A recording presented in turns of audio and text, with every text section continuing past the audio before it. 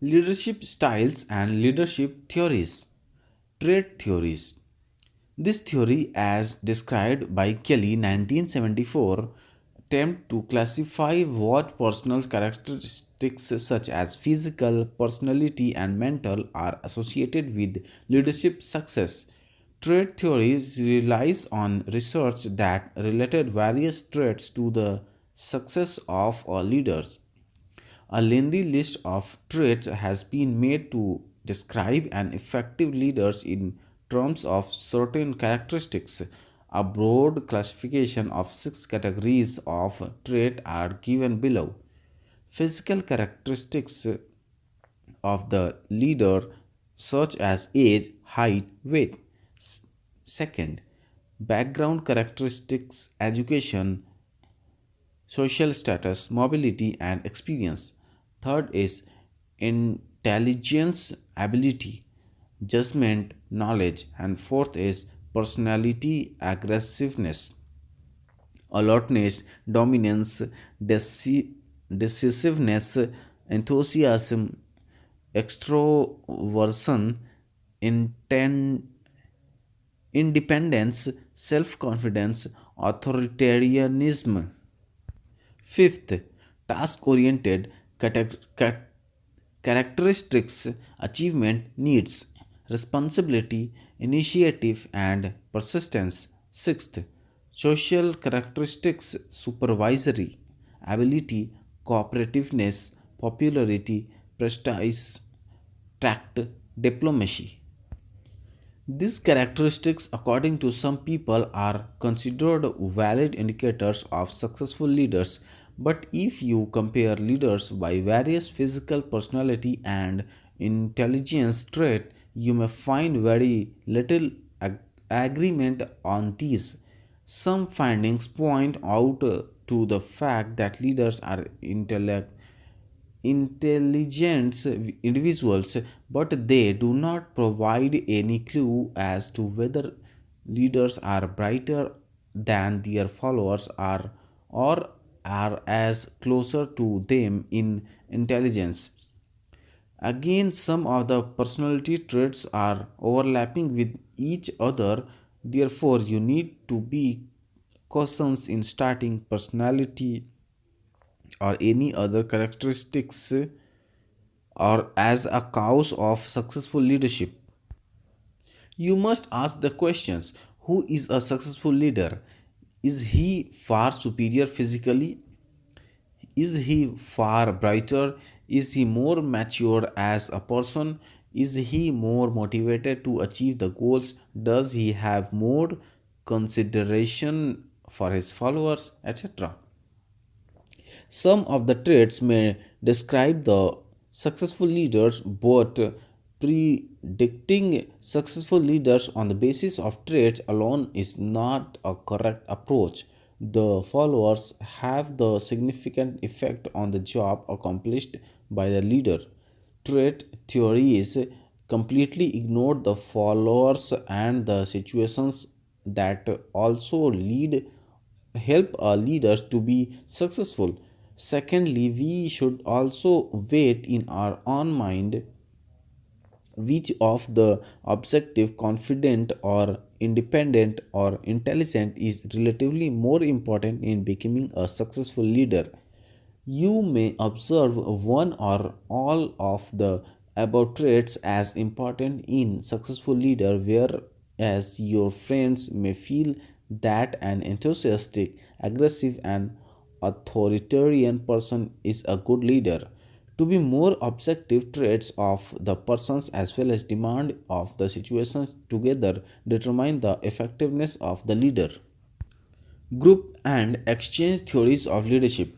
This theories is reported by Hollander and Julian 1969 state that the leader provides more benefits on regards than burden or costs for followers who help him achieve the goals of the organization's degree. There must be a positive exchange between the leaders and followers in order for group goals to be accomplished. The leader can give rewards to his followers in the form of praise or pay increase or promotions for accomplishment of the group goal or task. In this has positive impact on attitudes, satisfaction and performance of the followers. In return, they respect the leaders and give due regard for his status and esteem the belief in his heightened influence.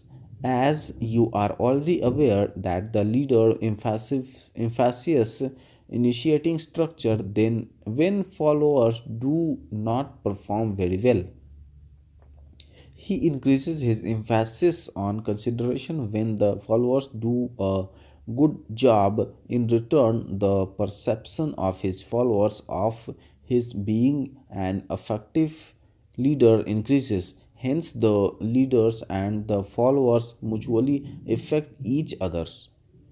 Social learning theories.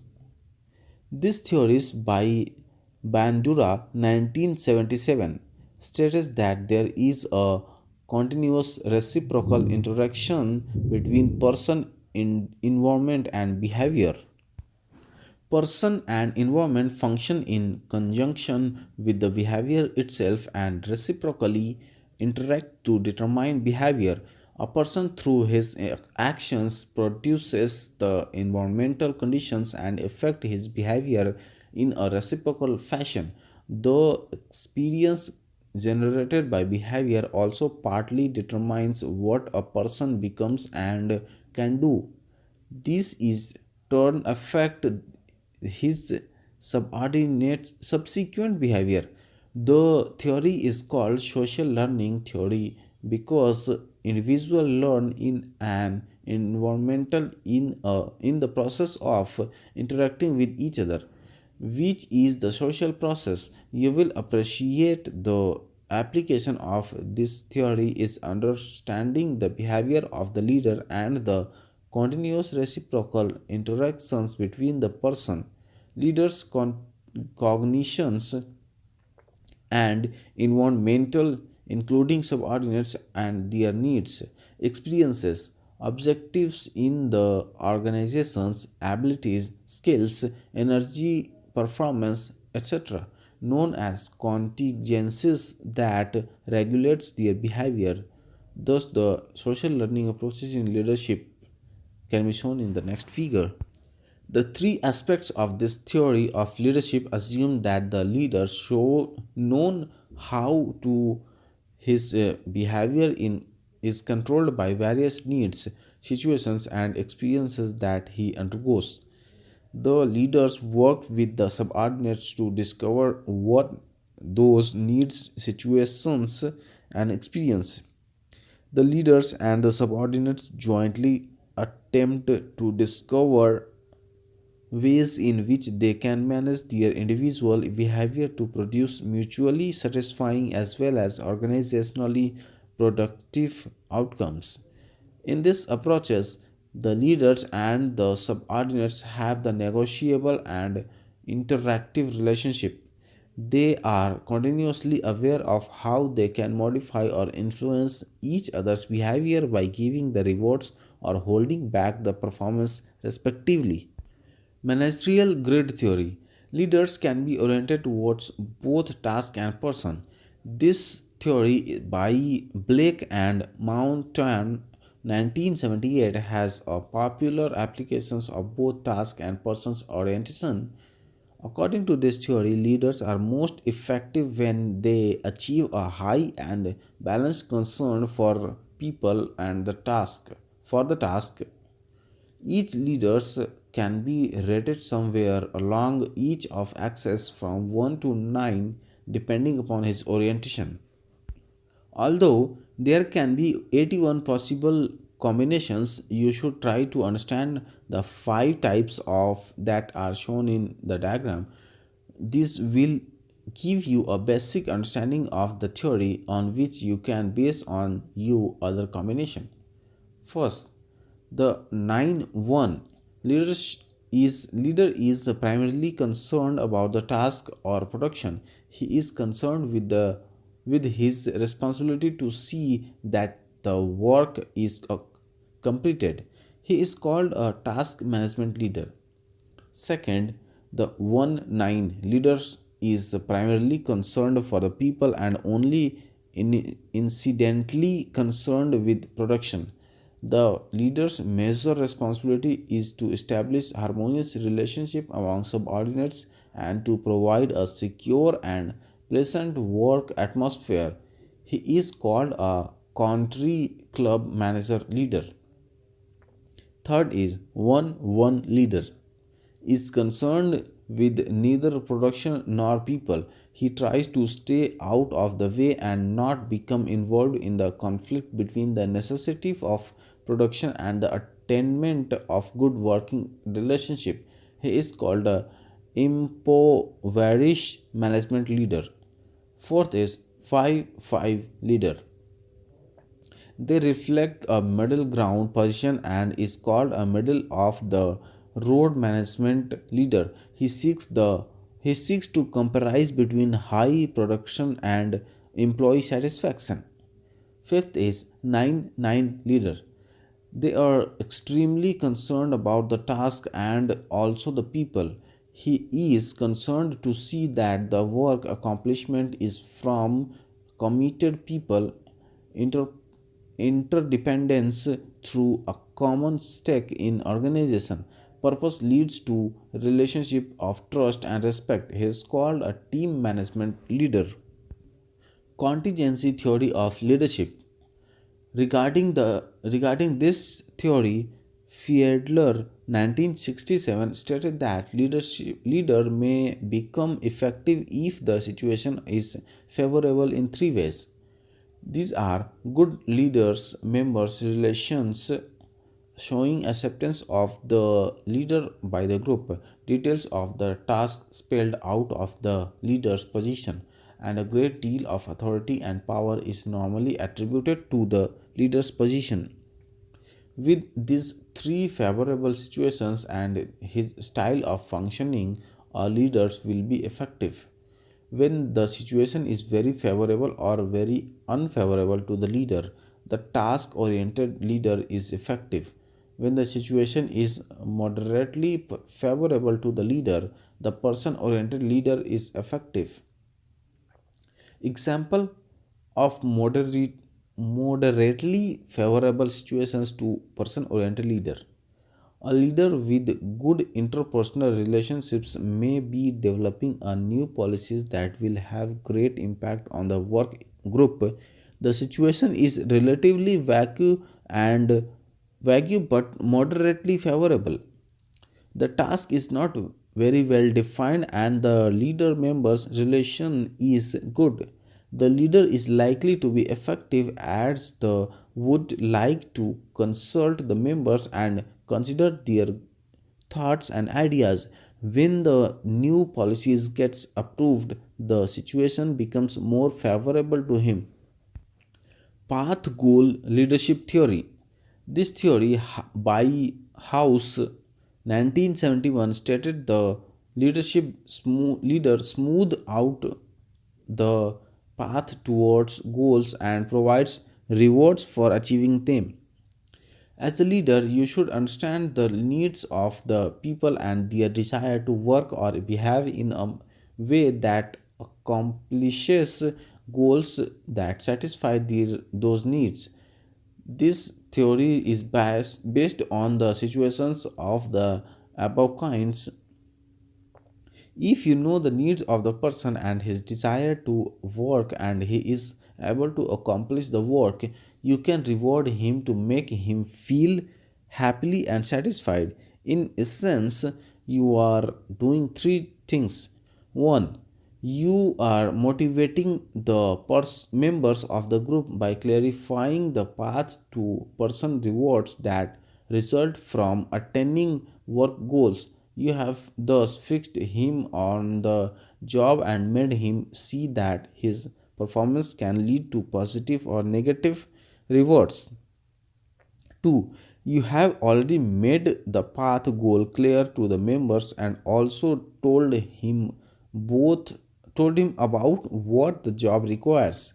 You need not say too many things about the job to him as this may decrease his interest in the work and deter his performance. These three three you must offer the rewards to the members of the group who actually accomplishes the task. Your reward may be the praise or increase in the pay or promotion of the members to the higher position. Your judgment about the desirability of the members to a higher position is crucial. Your judgment about the desirability of the member's effort and the goal helps you to decide whether a reward can be given. It is very important for the leaders who know every member as a person in order to use a style to get the best out of the member. For example, a task oriented leader is preferably by a highly achievement oriented member, whereas a person oriented leader is preferred by the person who needs a good deal of affiliation with others. Similarly, it does good for the leaders to know each situation to adjust his style of functioning for better result. With a clear task on hand, members feel satisfied if the leader is supporting them. They may not show a lot of output, but they are satisfied. On the other hand, with the less clear or more vacuum task on hand, member shows more output if the leaders directed them to work better. The members in this situation may not be very satisfied. In the most of the Indian work settings, it is usually observed that members are quite dependent on the leaders or the superiors. They also are quite conscious of their status but have very little commitment to work. See 1980 suggested that the leader who is task oriented and nurtures the dependence of members on him is most effective in dealing with such members. He or she can get the work done in his nurturant task style from the members of his group. To a great extent, he knows characteristics of the members' work group that he or she utilizes in making the leadership style effective and getting the work done. From the above discussion, it is clear that a leader is a person who has ability to pursue others to get the work done. You must have seen a person having the title of a leader. He may be very popular but may not have the ability of leadership. Many leaders try to become popular by agreeing with everyone, thus avoiding any kind of conflict. Their influence on the subordinates or members of the work group may not be very lasting. There are leaders who, by virtue of their ability to exercise authority and power, shows better influence on members. It is therefore necessary for you to understand the authority of a leader and his source of power, which helped him to exercise influence on the subordinates.